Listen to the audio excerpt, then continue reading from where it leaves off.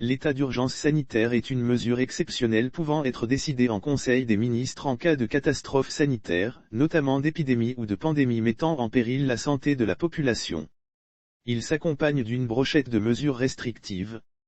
Et c'est bien souvent du pain béni pour les régimes autocratiques et despotiques comme le Togo. Juste après les premiers cas de coronavirus en mars 2020, le pouvoir togolais a décrété l'état d'urgence sanitaire le 8 avril 2020. Depuis lors, le régime assis sur la terreur a repris de l'allant. Les conséquences socio-économiques sur la vie de la population togolaise sont implacables.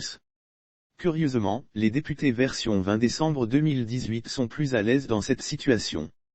Le gouvernement à l'Assemblée nationale le mardi 14 septembre a demandé la prorogation de 6 mois de l'état d'urgence sanitaire afin de consolider ses acquis et poursuivre sa marche vers le progrès, SIC. Mais curieusement, la majorité parlementaire préfère plutôt lui accorder 12 mois supplémentaires. S'en suivra une comédie loufoque de débats houleux.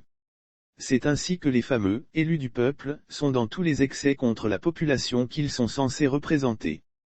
Ce que cela coûte à l'Assemblée nationale d'accepter les 6 mois de prorogation et d'exiger du gouvernement de se donner plus de moyens y compris matériels pour mieux faire face à la crise sanitaire. Ceci pour sortir le plus tôt de cette exception dans la gouvernance qui fait plutôt le lit à la paresse au sommet de l'État. Trop de banalité dans les sphères décisionnelles.